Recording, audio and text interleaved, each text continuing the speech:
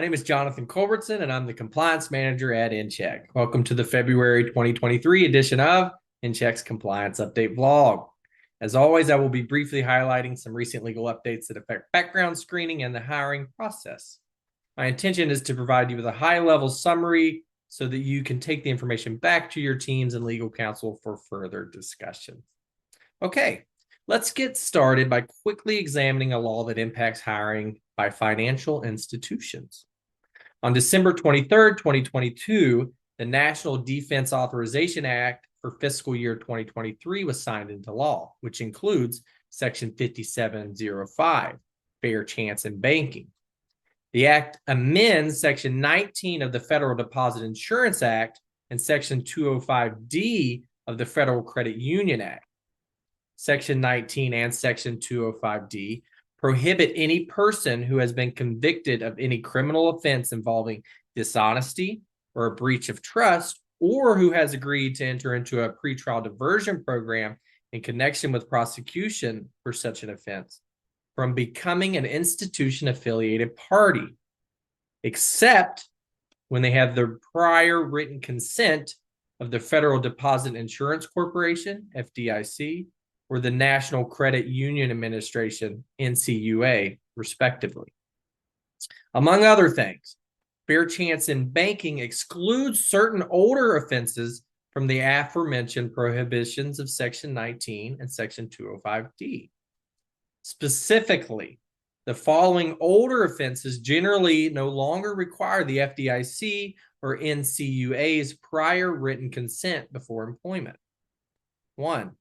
Offenses 7 years or more since the offense occurred. 2.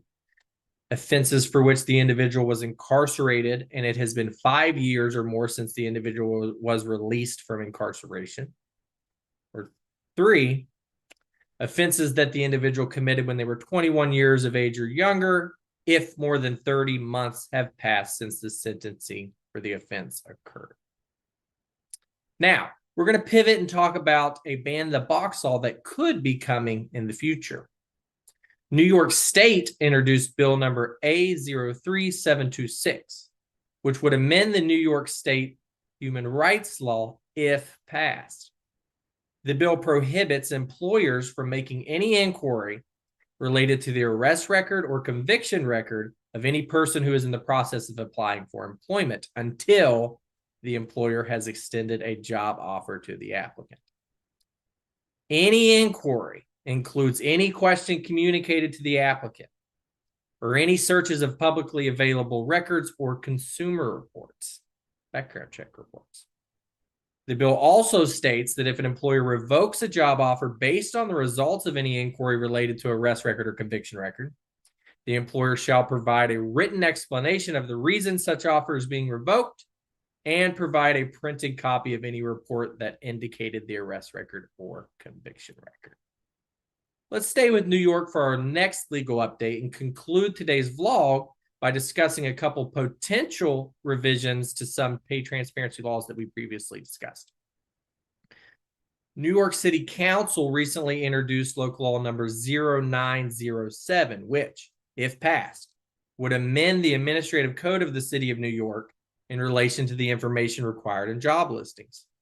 Currently, New York City's pay transparency law requires employers to state the minimum and maximum annual salary and hourly wage whenever they advertise a job, promotion, or transfer opportunity. However, if the proposed amendment is ultimately passed, employers would also have to include a job description and non-salary and non-wage compensation whenever they advertise a job, promotion, or transfer opportunity. Last, Connecticut introduced HB 6273, which would amend Connecticut's existing pay transparency law if passed. Currently, Connecticut's pay transparency law requires employers to provide an applicant the wage range for a position at either the applicant's request or prior to or at the time the applicant is made an offer of compensation, whichever is earlier. Furthermore, it requires employers to provide the wage range for the employee's position upon the hiring of the employee, a change in the employee's position with the employer, or the employee's first request for a wage range. The proposed amendment, if passed, would also require employers to disclose salary ranges on public and internal job postings. That will do it for me. Thank you for joining me for the February 2023 compliance updates. Please join me again next time for some more compliance updates. Thank you.